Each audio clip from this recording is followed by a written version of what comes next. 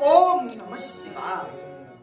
रविंदु दावानल पूर्ण भारी स्वतेज नेत्री तिमिरौक जाडी ब्रह्मांड दिशा मदनांतकारी तुझ वीण शंभो मज कोण तारी तुझ वीण शंभो मज कोण तारी तुझ वीण शंभो मज कोण तारी। आणि डवरुद्रा नागभूषणा उमा महेश्वरा पार्वती परमेश्वरा आपल्या पूज्य आणि पवित्र चरणी पांचाल नगरी नरेश राजा द्रुपदयाचा भक्ती भावे प्रणाम, भक्ती भावे प्रणाम, भक्ती भावे प्रणाम।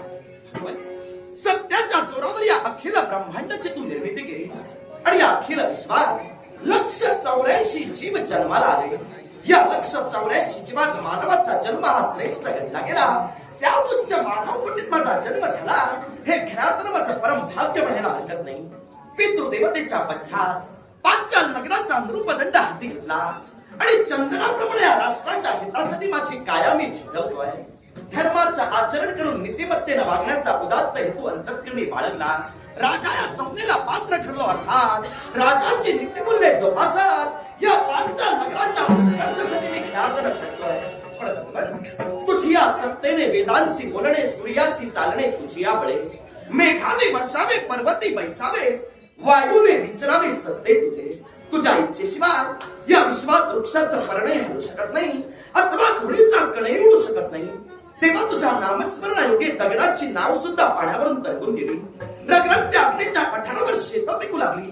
ते तुझं दैवी प्राबल्य, ते तुझे दैवी गुणगान, ते तुझं दैवी स्वरूप मी एक सर्वसामान्य पामर काय बघणार तरी सुद्धा तेव्हा तुझ्या नावाची गोडी अंतस्करणी माझ्या लागावी आणि पांचाल नगराचा मी राजा जरी असलो तरी मनाचा दृढ निर्धार करावा। तेव्हा राजप्रासादी आल्यानंतर तुझ्या चरणापाशी माझे दोन्ही हस्त जोडल्याशिवाय पांचाल नगराच्या राजा असून सुद्धा कधी अधिष्ठित झाला नाही।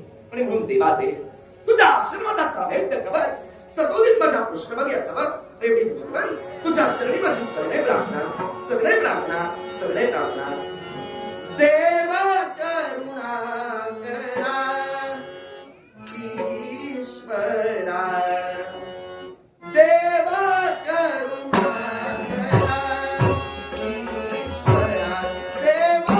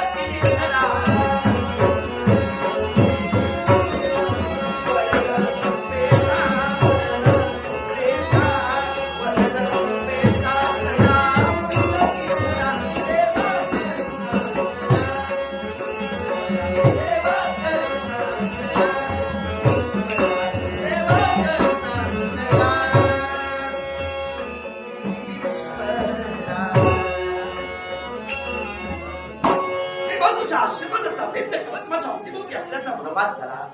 पांचाल नगराच्या राजसिंहासनी राजा म्हणून अधिष्ठित झालो. मनात माझा एकच विचार, या जनतेच्या उत्तरापुढे जपण्यासाठी योग्य तो विचार विनिमय करावा. ओम नमो भगवते वासुदेवाय. ओम नमो भगवते वासुदेवाय. ओम नमो भगवते वासुदेवाय. पांचाल नगरापर्यंत माझा हात राजा द्रुपद आपल्या सिंहासनी विराजमान असेलच. रसिक प्रेक्षको, दत्तमौली दशावतार नाट्यमंडळातील झानवादक बाबू कोरगावकर यांचे चिरंजीव कुणाल कोरगावकर यांनी कलागुणांचा गौरव करण्यासाठी लाखोलाचं पारितोषिक दिले. पारितोषिकाचा आदर करू. नाटकसगो नाट्यप्रेमी जयेश तांडेल आमचे मित्र राहणार मोचेमाड यांच्याकडून माझ्या कलागुणांचा गौरव करण्यासाठी गुगल पेच्या माध्यमातून लाखोलाचं 200 रुपये पाठवलं आहे. आमचे मित्र जयेश तांडेल राहणार मोचेमाड यांचे मनपूर्वक आभार मानतोय. पारितोषिकाचा आनंद स्वीकार. त्याचप्रमाणे डार्लिंग ग्रुप यांच्याकडून कलागुणांचा गौरव करत लाखोलाचं पाठवलं आहे. ग्रुपचा उत्कर्ष व ईश्वरचरणी प्रार्थना करतो. अर्थात आपण आलेल्याची जाणीव राजकर्त्याला करू द्या. मित्रत्व आहे, पण कधी समोरासमोर आल्यानंतर राजेश्वर द्रौपद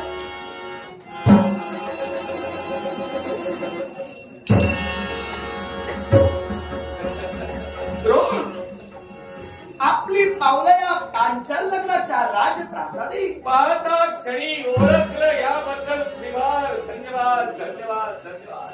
ये मित्रराज ये ते मैत्रीचा प्रेमात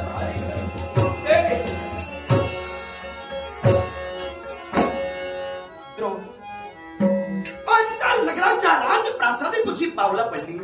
अर्थात तुझं माझं असणारं नातं मला पाहता क्षणी अंतस्करणी प्रेम या शब्दांनी जन्म घेतला.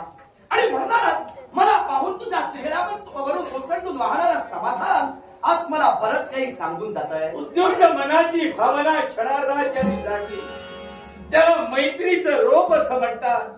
आणि याच मैत्रीचा वटवृक्ष कधी होतो? भावनांचा कल्लोळ एकत्र झाल्यानंतर त्याच भावना विस्तीर्ण होतात.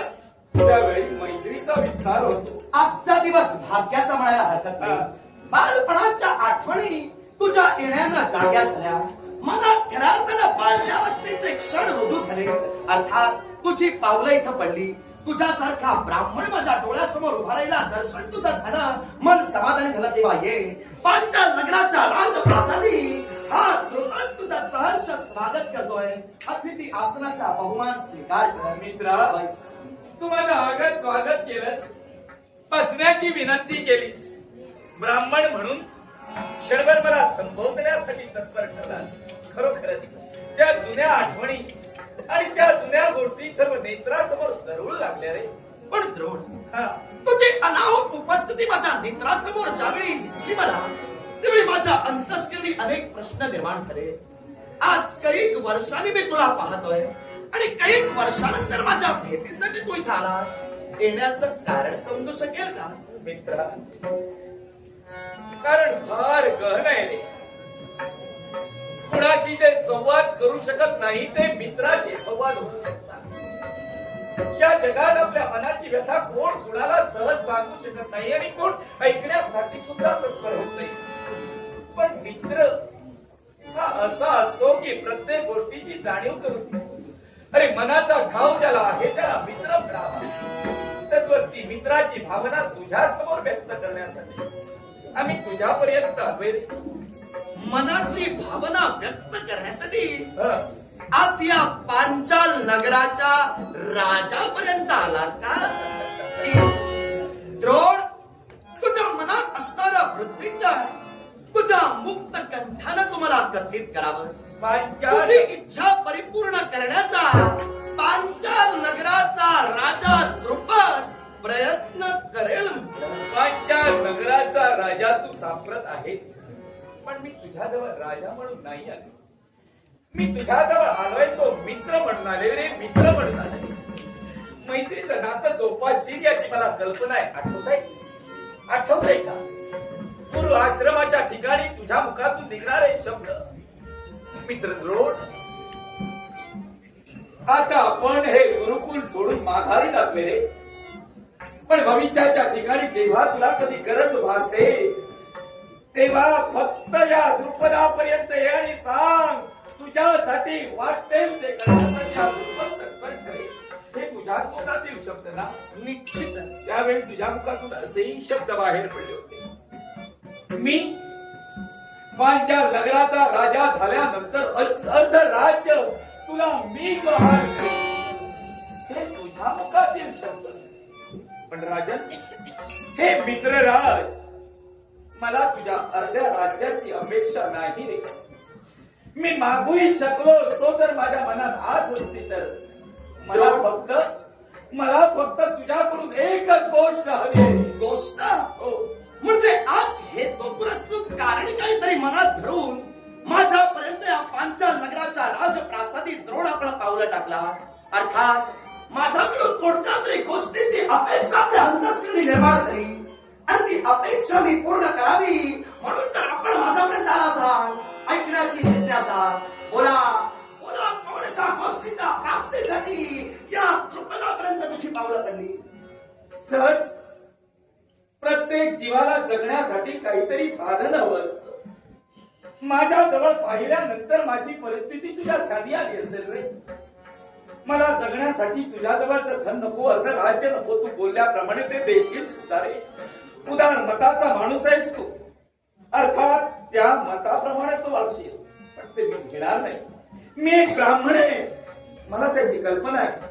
मला फक्त माझा आणि माझ्या परिवाराचा उदरनिर्वाह करण्यासाठी उत्तम अशा गोधनातील एक गाय मला हवी.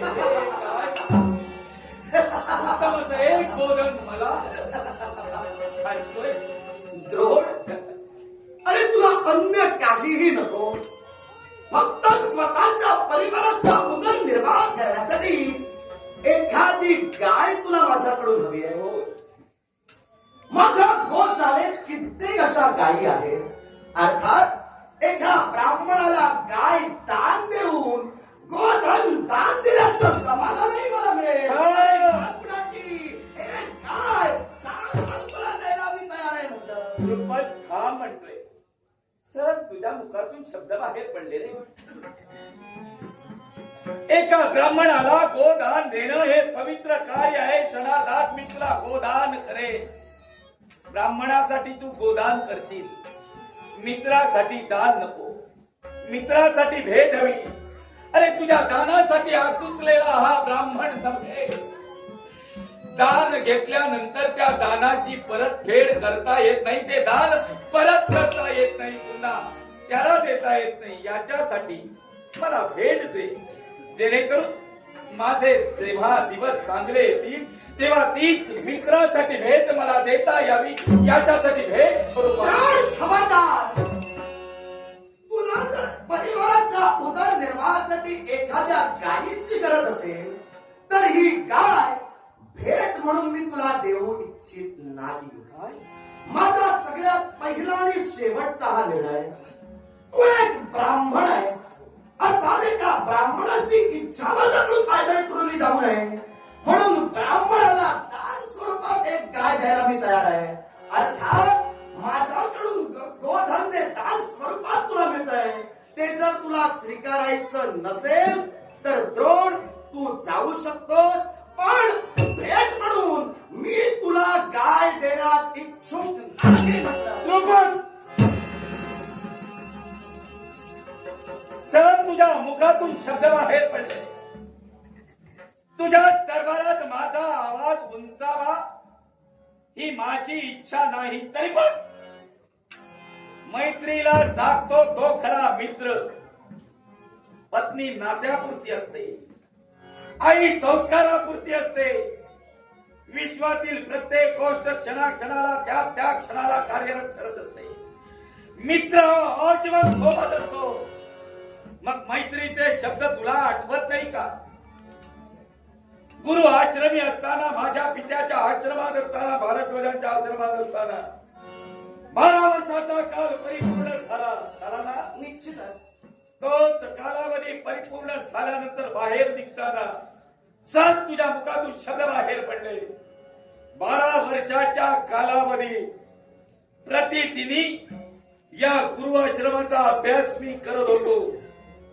यथा तथा भोजनाची व्यवस्था असणारा हा आश्रम, पण ज्ञानाच्या ठिकाणी कुठेही कमतरता नाही.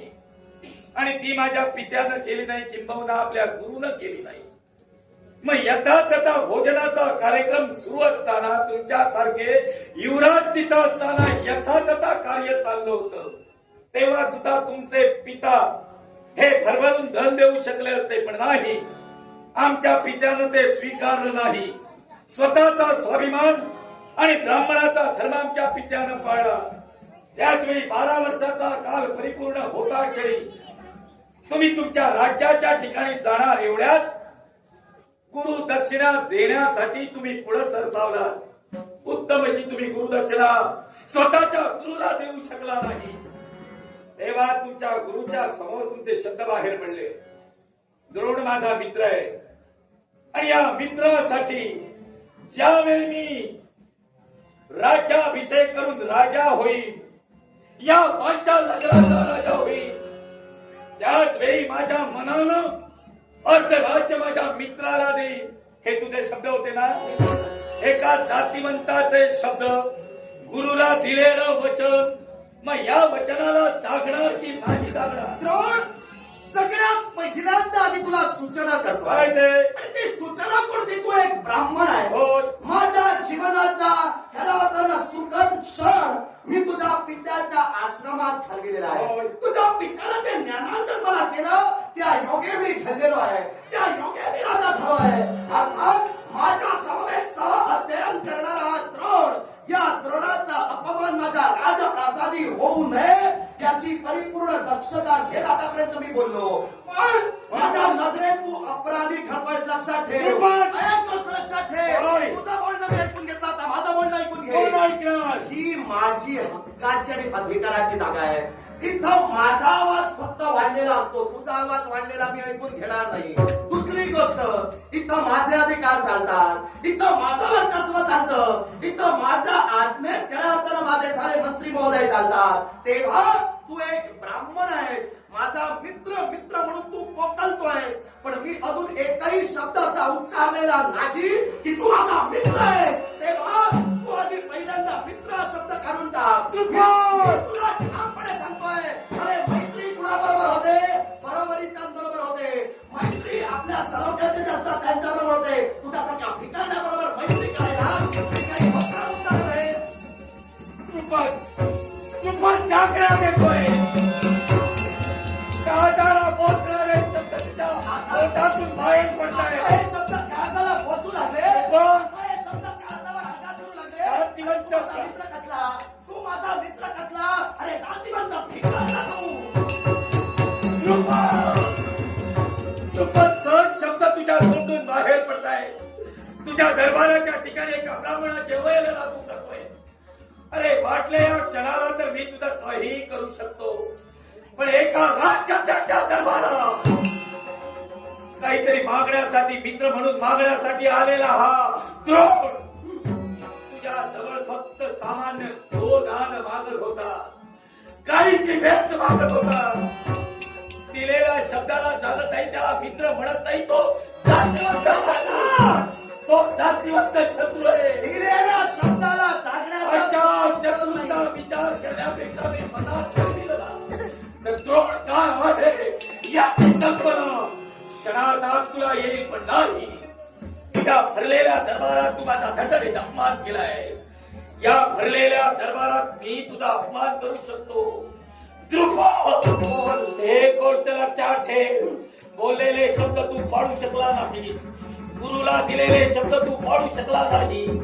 अर्थात मैत्रीचा अवयव तू केला. मी मैत्रीचा अवयव केला, मी मान्य करतोय. मी तुझ्याशी कोणतीही मैत्री ठेवू इच्छित नाही. मी तुझ्याशी कोणतेही प्रेम संबंध मित्रत्वाचे जोडू इच्छित नाही. तेव्हा तुझा जर अधिक अपमान माझ्या राजप्रासादी होऊ नये असं तुला वाटत असेल, मी याक्षणी माझ्या सैनिकांना आज्ञा करून माझ्या राजप्रासादातून फटफटत तुला बाहेर काढेन. त्याआधी माझ्या समोरून तुझा तोंड काळा करून जा. एका जातिवंत ब्राह्मणाचा अपमान तू केलाय. अर्थात या अपमानाच्या बाबतीत द्रोण न्याय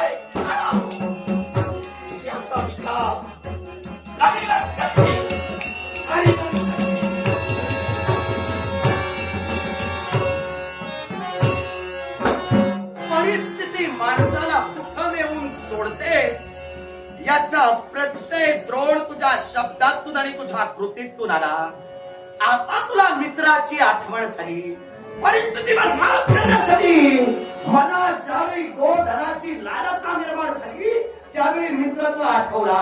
एवढे दिवस गुरु आश्रमात त्याग केल्यानंतर मित्राची आठवण झाली नव्हती. आता स्वार्थासाठी माझ्या